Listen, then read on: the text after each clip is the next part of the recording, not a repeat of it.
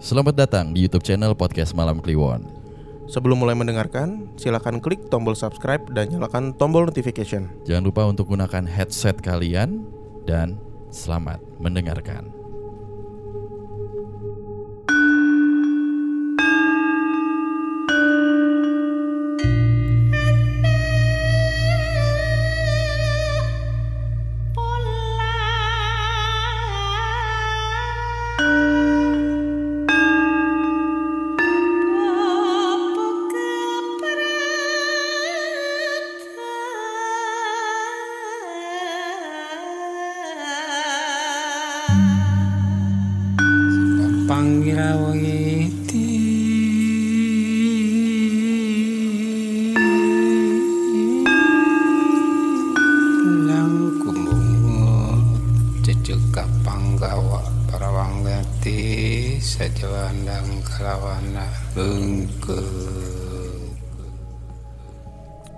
Assalamualaikum warahmatullahi wabarakatuh. Shalom. Om Swastiastu.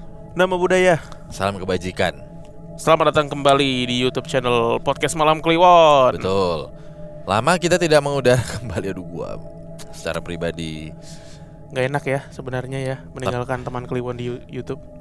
Tapi ini udah nih, ini komitmen kita terakhir. Aduh, berat lagi gua barusan ngomong kayak gitu. Untuk selalu update setiap minggunya cerita-cerita horor. Betul. Di YouTube. Karena kenapa? Kita lagi benar-benar ngedevelop di akhir tahun lah Podcast Malam Kliwon supaya bisa memberikan yang terbaik untuk teman Kliwon. Salah satunya kita podcastan kolaborasi lah dengan podcast-podcast lain yang nanti teman-teman bisa ngeliat di Instagram kita. Betul. Lalu yang kedua, kita juga lagi merapihkan konsep kita untuk kolaborasi dengan para influencer.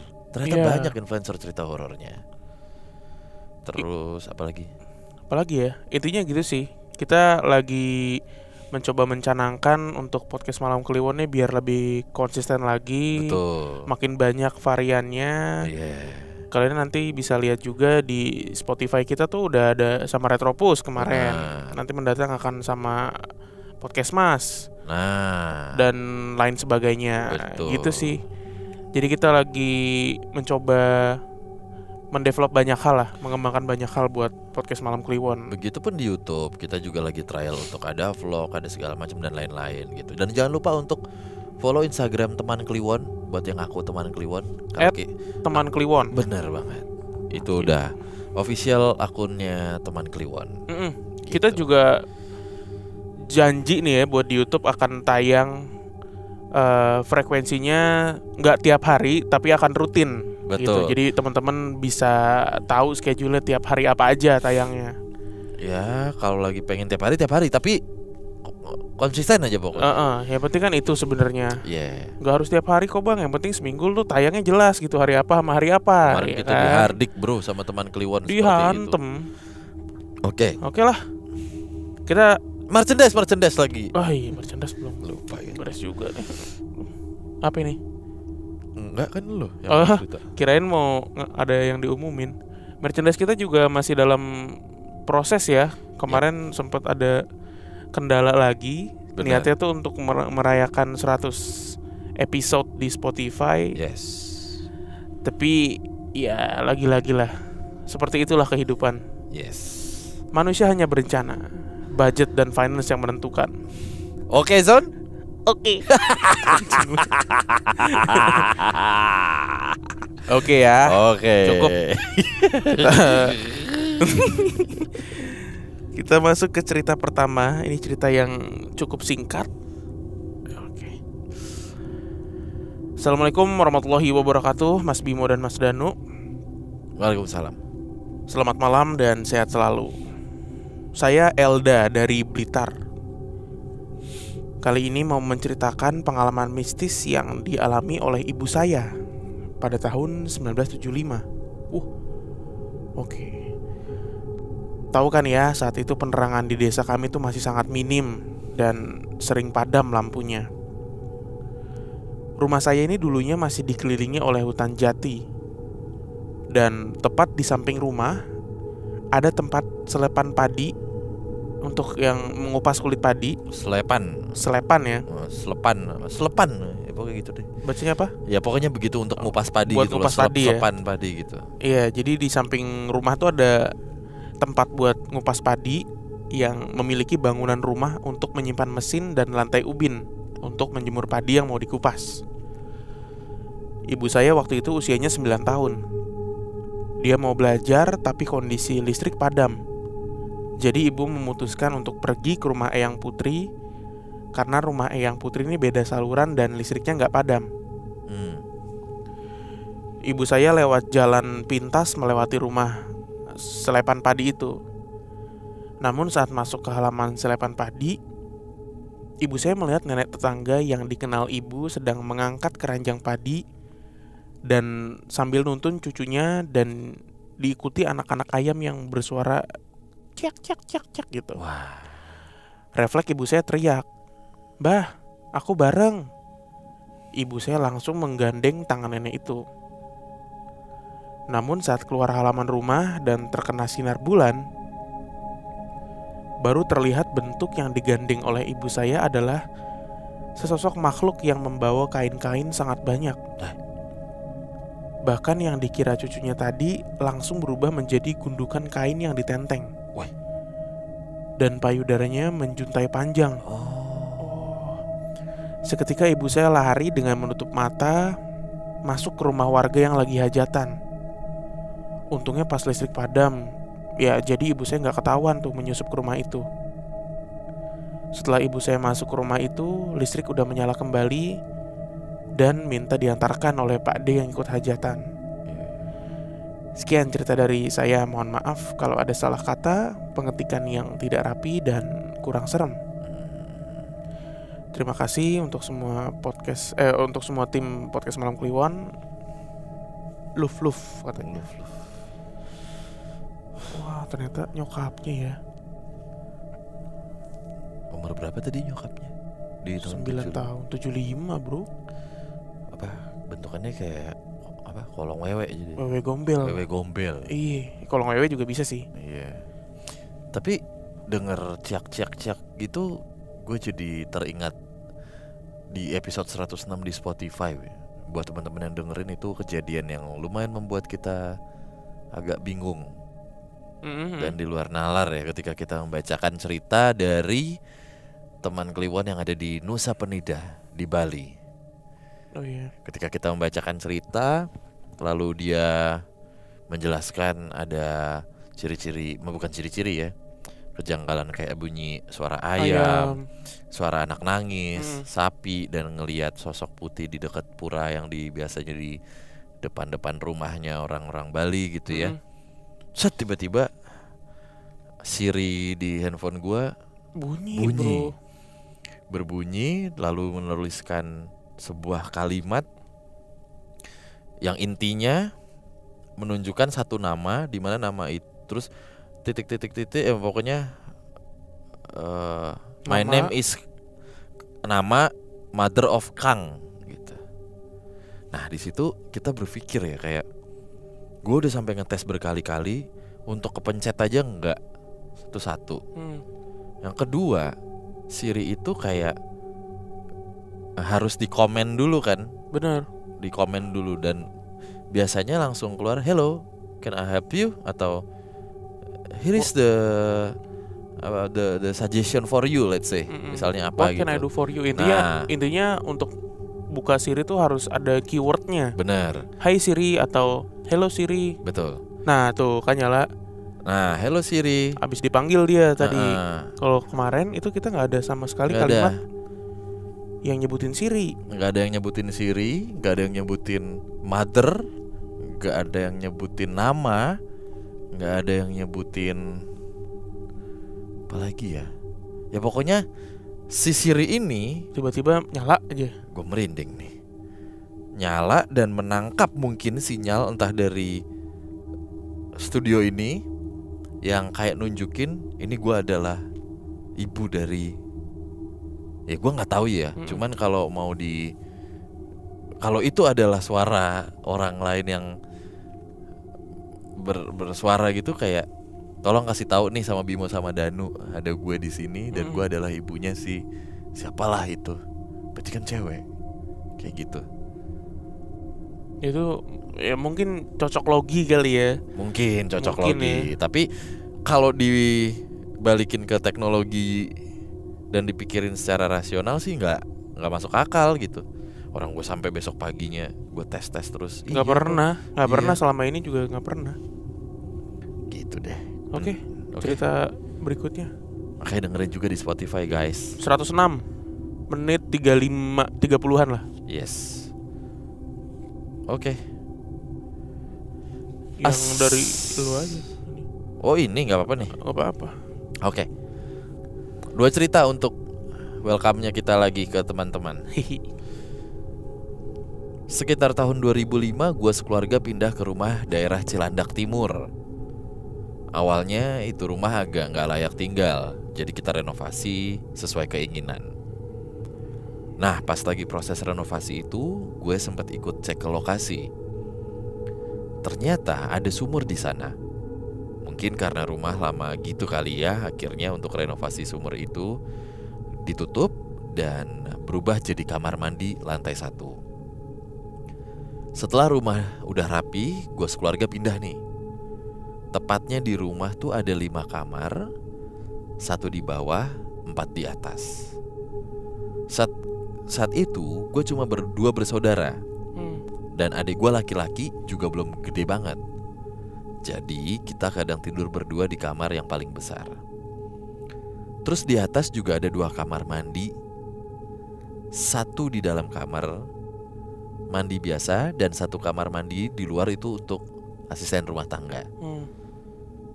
Di luar itu ada seperti kolam dan ada patung kayak mermaid gitu. Tapi karena susah rawat jadi dibiarkan kering lah. Dan 1 lantai ke atas lagi ada jemuran. Berarti 3 lantai nih ya.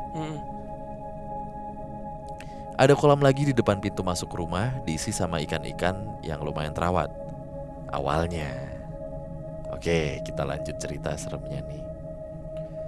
Emang sih paling sering terjadi sama pembantu, lalu adik dan bokap gue, atau orang yang datang ke rumah. Cerita pertama ini gue alamin sendiri nih. Waktu itu saudara gue nginep, ada 5 orang lah tidur di kamar, nyokap di bawah. Nah nyokap bokap tidur di atas. Pas malam nih pada gak bisa tidur. Gue dan saudara-saudara ada yang mau pipis, terus karena ketakutan jadilah anterin bareng keluar gitulah ya. Tiba-tiba ada yang jalan cepet gitu, cewek pakai baju putih di atas. Posisi rumahnya tuh kayak ada balkon di atas gitu, jadi kita bisa ngeliat. Paniklah kita, teriak-teriak. Pas gue tungguin kali aja itu nyokap gue, gak balik-balik nih, udah lama banget katanya. Nah setelah itu banyak kejadian-kejadian lagi dari asisten rumah tangga gue. Dia sering banget digodain di kamar mandi. Pernah dia lagi buang air gitu ya, terus tiba-tiba ada bayangan sekelibet di depan sampai gelangnya putus. Jadi sekelibet itu di depannya sampai gelangnya putus. Kan aneh ya, gue gak percaya nih. Terus keesokan harinya dia lihat cewek di kolam atas yang kering itu. Ternyata gak cuman asisten rumah tangga gue yang pernah lihat, tapi temen gue juga pernah lihat. Dan katanya emang netap di situ, kadang di tempat jemuran juga. Asisten rumah tangga gue sampai udahan kerja gara-gara kena mulu sama penampakan di rumah. Nah kalau dari cerita adik gue, dia pernah lihat pocong di tangga. Bahkan katanya pernah dia tuh dibikin jatuh dari tangga sama si penunggu tangga ini. Karena gue masih gak percaya gitu-gituan, jadi gue biasa aja. Sampai akhirnya gue pindah kamar yang samping ruang kolam itu. Kamarnya kecil, ada lemari, kaca, meja, dan kasur. hampir mirip kayak kosan. Terus temen gue pernah bilang dia kayak pernah ngeliat ada tuyul di atas lemari gue. Katanya sih atas lemarinya ditaruh sesuatu aja daripada ditinggalin sama makhluk gaib gitu. Oh iya. Gua pun masih biasa aja di situ. Sampai akhirnya satu malam gue kebangun malam-malam. Gak tahu sekitar jam berapa. Nah, gue ini tidur madep kaca dandan. Jeng-jeng. Ada kayak nenek-nenek lagi liatin gue di kaca itu. Terus tiba-tiba kayak mau keluar gitu. Wah itu gila, gue takut banget sampai nutupin muka gue pakai guling lah. Pas gue buka mata lagi, udah nggak ada dong itu nenek-nenek. Nah usut punya usut, kayaknya nih emang nggak boleh kalau kaca dandan itu madep ke jendela yang keluar. Nah bener aja nih, selama gue tidur di situ tuh hawanya emang gak enak. Suka ada yang ketok-ketok jendela. Sampai akhirnya gue pindah di tahun 2010. Tapi karena bukan berhantu ya rumahnya gitu. Karena memang dibeli sama teman adiknya dia. Mereka pun kadang mengalami hal-hal mistis. Terus mereka akhirnya masang CCTV nih. Nah nyokap gue pernah diliatin video CCTV-nya. Katanya nyokap gue nih ada pocong-pocong gitu di kolam luar di bawah. Epic sih kata dia. Tapi gue nggak ngeliat videonya, jadi gue nggak tahu deh. Cuma diceritain nyokap. Gitu aja sih pengalaman gue. Cuman itu yang gue ingat. Pokoknya si hantu nenek itu kayaknya menghantui gue sampai sekarang. Kadang tiba-tiba muncul aja gitu di mimpi. Kadang ada di mimpi adik gue atau bokap gue gitu. Terima kasih. Oke. Wah kalau udah sampai CCTV diliatin tuh lumayan valid sih tuh. Kuat banget ya berarti ya. Tapi pertama yang pengen gue respon tuh, tadi sempat disinggung kalau yang lihat tuh biasanya tamu ya, tamu sama pembantu ya. Nah ini sebenarnya dialami juga di rumah gue. Oh gitu? Iya, yang selalu ngeliat tuh bukan penghuni rumah, tapi tamu. Dulu mungkin gue pernah cerita ya, guru ngaji gue. Oh benar. Sama waktu itu ada ART lepasan gitu. Jadi dia nggak tinggal di rumah gue. Datang cuman kayak seminggu 3 kali atau 4 kali buat bersih-bersih gitu. Namanya Ijah dulu. Dan dia nggak lama tuh di rumah gue, paling cuman 2 bulan. Waktu itu siang-siang sendirian nih dia nih di rumah, bersih-bersih segala macem. Pas mau ngepel ke lantai 2, dia bawa pel sama ini kan, ember. Di tangga nih, tangga ke arah atas ke arah kamar gue. Tak. Pas lagi naik gitu kan kita pasti ngelihat ke ini kan, bawah. Ke anak tangga kan. Hah? Ke anak tangga ini loh. Kita pasti ngadep anak tangga kan. Pas dia lagi ke atas gitu, ada kaki lagi belok. Yo. Ada kaki belok. Terus ya gitulah. Intinya si Ija ini emang sensitif, dia ngeliat macam-macam di rumah gue yang kita sendiri nggak pernah lihat gitu. Oke. Tapi menarik untuk dibahas nih buat teman-teman yang mungkin tahu juga mitos ini atau memang kepercayaan ini gitu ya, kalau kamar itu nggak boleh adep-adepan sama jendela yang keluar katanya. Bukan kamar, kaca. Kaca. Sorry. Iya, ada beberapa mitos sih tentang peletakan barang di kamar tuh. Pertama itu ya, kaca nggak boleh dihadapin ke jendela. Satu lagi tuh kasur. Benar. Pala, ya kan? Pala nggak boleh dihadapin ke pintu. Iya. 2 itu sih yang paling sering gue denger. Benar. Oke, begitulah adanya. Iya. Guys, mungkin teman-teman yang mempercayai mitos itu atau mempraktikkan di rumahnya, di kamarnya gitu, silakan di komentar. Benar, di kolom komentar kenapa kira-kira nggak boleh. Karena ada beberapa kepercayaan mungkin ya, kalau dari Feng Shui itu kayak yang nanti rezekinya ketolak atau gimana buat gitu. Kesehatan nggak baik. Tapi gitu. Beda lagi kalau dari pandangan kepercayaan, let's say kejawen atau itu kenapa gitu, biar kita sama-sama tahu aja. Oke. Yaps. Nice.